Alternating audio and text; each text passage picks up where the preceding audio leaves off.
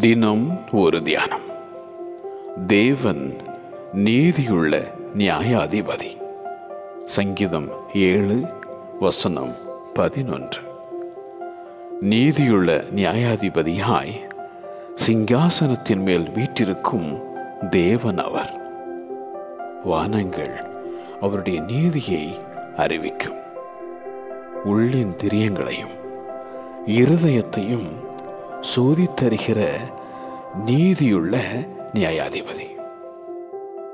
உயிரோடு இருக்கிறவர்களுக்கும் மரித்தோர்களுக்கும் தேவனால் ஏற்படுத்தப்பட்ட நியாயாதிபதி அந்த ஆண்டவர் இயேசு. நீதியுள்ள நியாயாதிபதியாகிய கர்த்தர் நீதியின் கிரீடத்தை எனக்கு தந்தருளுவார் என்றான் அந்த அப்போஸ்தலனாகிய பவுல். நீதி புரட்டப்பட்டதே என நித்தமும் நிந்தையோ,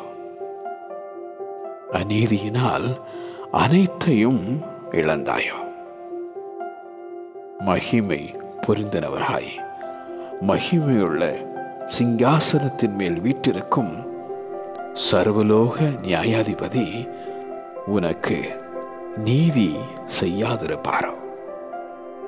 தேவன் நீதியுள்ள நியாயாதிபதி. தேவன் நீதியுள்ள நியாயாதிபதி. ஆமென்.